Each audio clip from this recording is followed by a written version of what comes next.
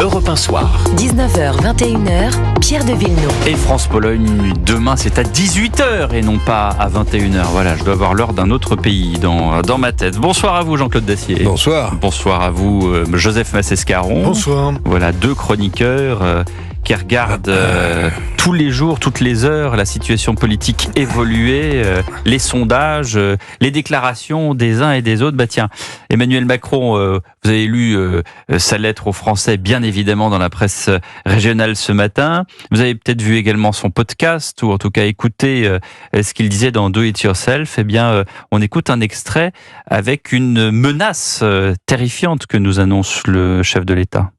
On doit aller plus vite, plus fort, être beaucoup plus lisible et apporter cette réponse du quotidien. Mais je le dis, dans la République. Et donc, en quelque sorte, c'est cette autorité républicaine à laquelle je crois. Si la réponse passe par la stigmatisation et la division, on est foutu. Et moi, je pense que c'est hors sujet, la réponse de l'extrême droite, parce qu'elle renvoie les gens ou à une religion, ou à une origine.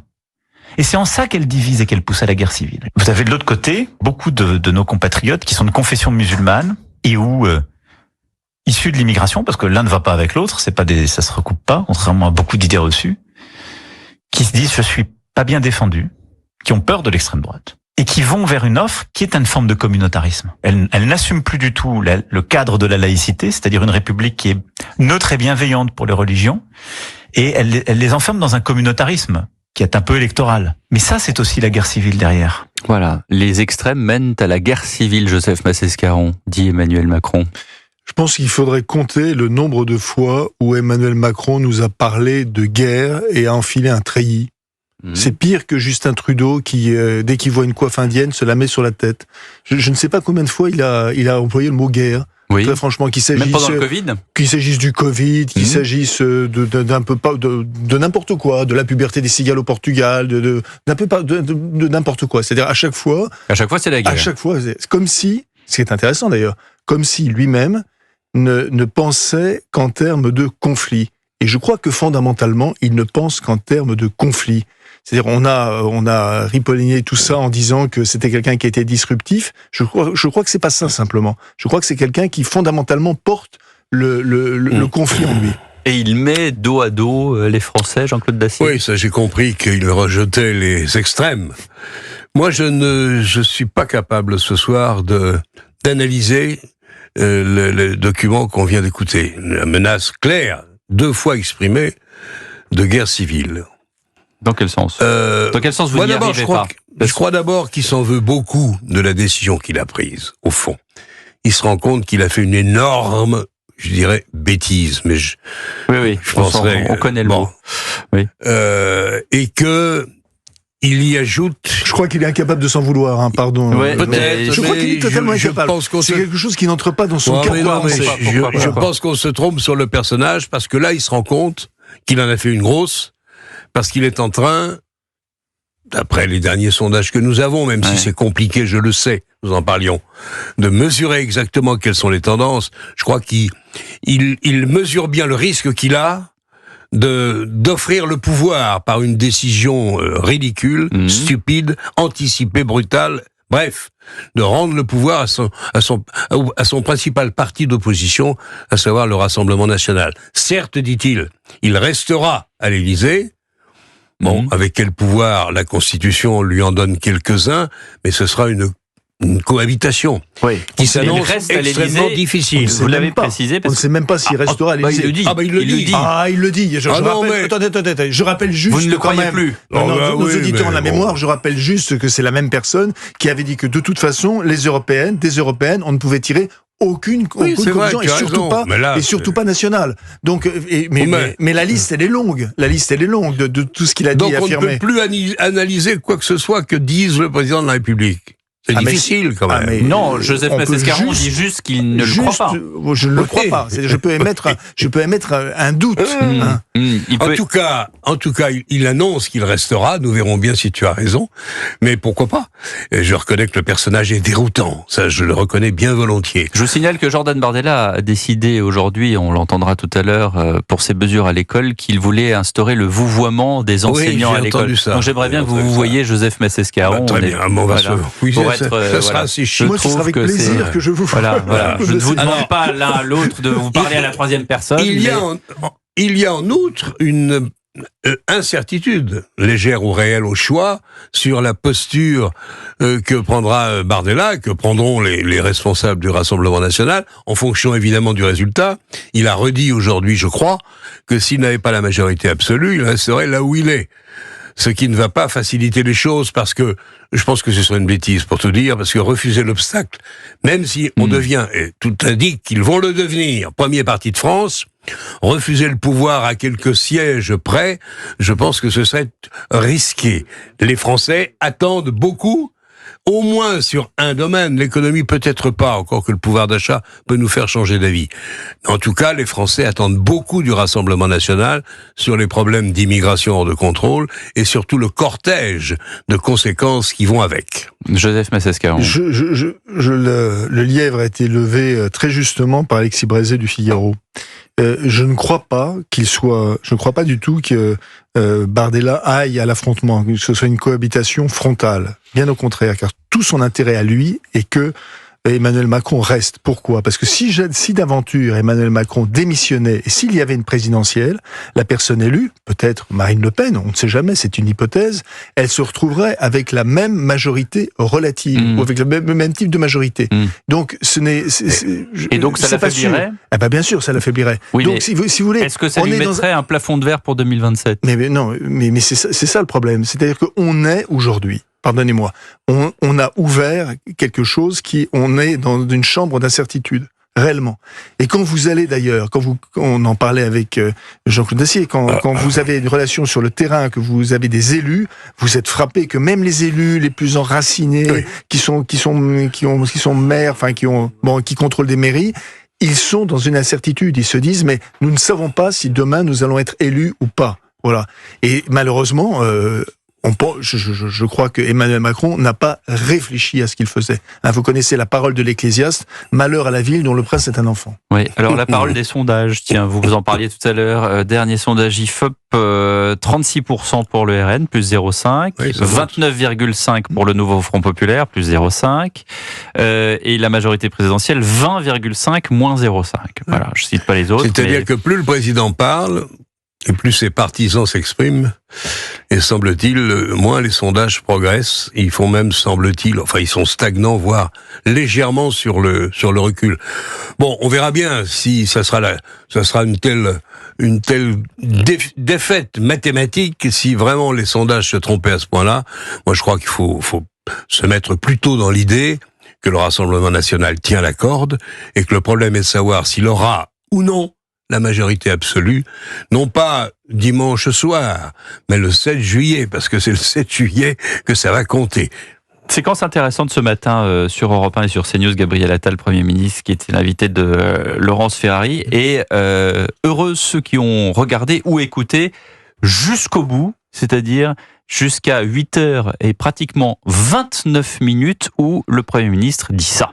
Je me suis engagé en politique parce que j'ai envie d'être utile à mon pays et je chercherai toujours d'une manière ou d'une autre. Mais est-ce que vous vous émancipez du président de la République aujourd'hui ? Est-ce que vous dites lui c'est lui, moi c'est moi, Gabriel Attal ? J'aime pas trop reprendre les phrases des autres. Mais bon, voilà, mais je pense ça recouvre une réalité. Chacun son identité, chacun son ADN, chacun sa méthode. Voilà, on est tous différents. Vous êtes différente de Monsieur Desarbes et voilà. Et je pense que chacun se présente devant les Français avec une identité qui lui est propre, une méthode qui lui est propre. Et ensuite, les Français décident. Ouais. Vous voyez l'image de la barque qui s'éloigne sur l'étang comme ça, vous voyez, on la voit très bien. Vous la voyez, Joseph Massescaron ? On la voit très bien. Chacun sa personnalité. Joseph et ensuite Jean-Claude. Oui, on n'est pas dans le cadre, bien sûr, on n'est pas dans le cadre d'Édouard Philippe, qui tire maintenant à boulet rouge sur Emmanuel Macron et qui dit pique-pendre sur celui quand même qui l'a porté en politique, parce que Emmanuel Macron a quand même porté Édouard Philippe en politique. Même s'il était avant maire du Havre.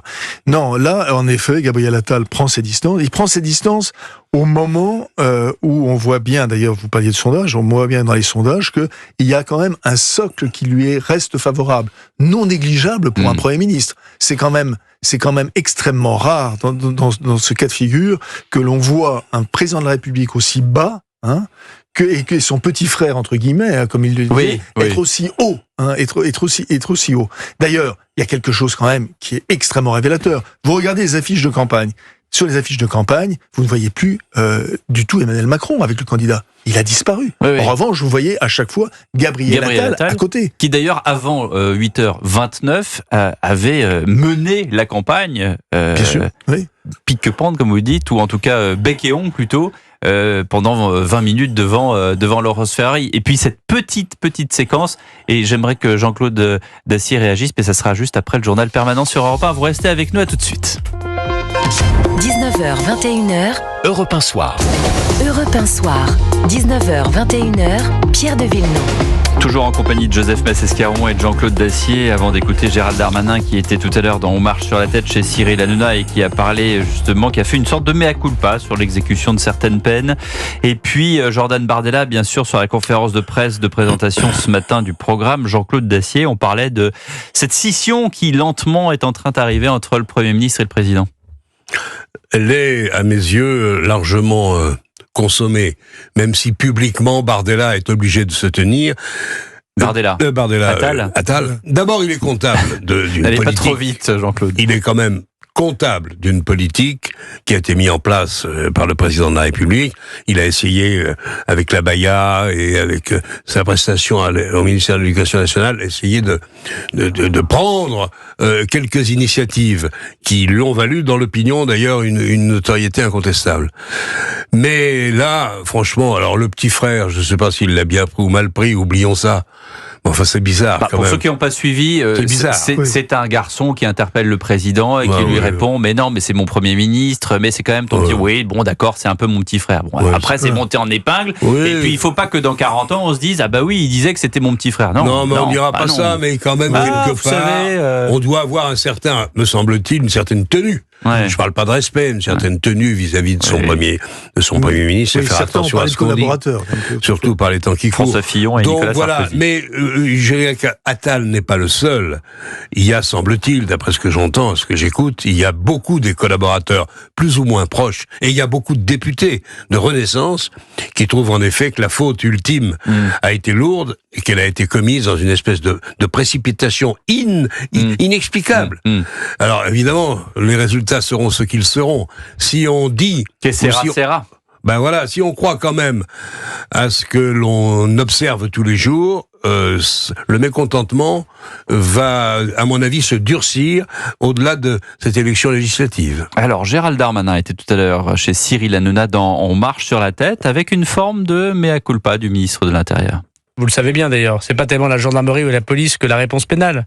Vous savez bien que les policiers et les gendarmes, je sais qu'ils sont très courageux, ils interviennent dans des conditions difficiles, ils sont pas très bien payés, même si on a augmenté leur rémunération, ils sont jamais assez parce qu'il faut plus d'effectifs, mais enfin, tout le monde sait qu'ils les interpellent, vous interpellez les délinquants, souvent il y a une comparution immédiate, mais la peine n'est pas exécutée. Là où nous avons failli, c'est l'exécution des peines, et il faut le dire. Et voilà, et donc il faudra dans un deuxième temps, après avoir réarmé la police et la gendarmerie, qu'on réarme encore plus la justice, pas tellement en termes de moyens parce que le garde des Sceaux a beaucoup fait, mais évidemment en exécution de la peine.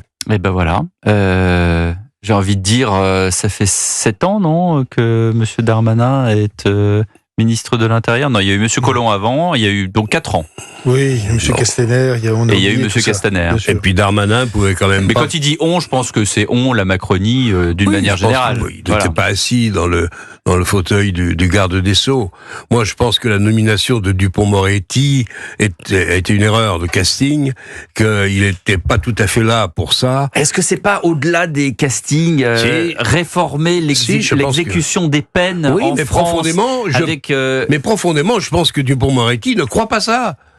Je pense qu'il a une tension, une pulsion, une pente qui lui fait a priori essayer de trouver un certain nombre de circonstances.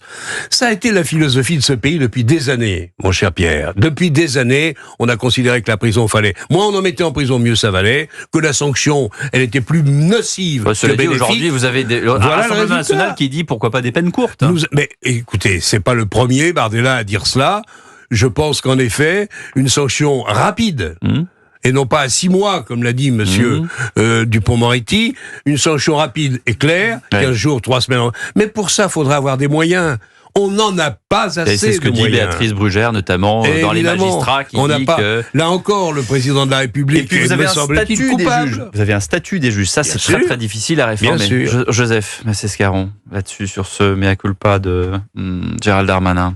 Je vous sens pensif. Qu'est-ce qui se Non, passe? mais je peux que répéter ce que vient de dire Jean-Claude Dossier. Bon, C'est-à-dire bah que... non, alors on passe au autre. Non, oui, je pense qu'il vaut mieux passer à autre chose. Vous voulez qu'on écoute Jordan Bardella? C'est pas dans. Alors. Ce n'est pas le logiciel. Ce n'est pas fondamentalement le logiciel du ministre de la Justice. Voilà, Non, c'est ouais, tout. Voilà, c'est tout. Et qu'il y a eu, en effet, il y a eu une erreur de casting. Il y a eu 2 erreurs de casting. Mais on Il y a est... eu celle de Nicolas Hulot, pardon, et il y a eu celle de Dupond-Moretti. Oui. Pour moi, je les mets exactement sur le Mais même plan. on est d'accord sur le fait que réformer pour aller sur une meilleure exécution des peines, tout le monde est d'accord là-dessus. Tout le monde est d'accord, bien sûr. J'allais dire peut-être pas jusqu'à l'extrême gauche, mais en tout cas de l'extrême droite jusque assez loin dans le bloc central à gauche, jusque ce que sont les sociodémocrates aujourd'hui en France. Il y a quand même beaucoup de majorités, notamment et pas seulement au syndicat de la magistrature, qui pensent quand même que globalement les bourgeois sont coupables et que il faut tenir compte toujours de l'environnement politique, de l'environnement culturel, de l'environnement social, Alors, avant de prononcer une peine trop sévère. vais- Avec ça, on va loin.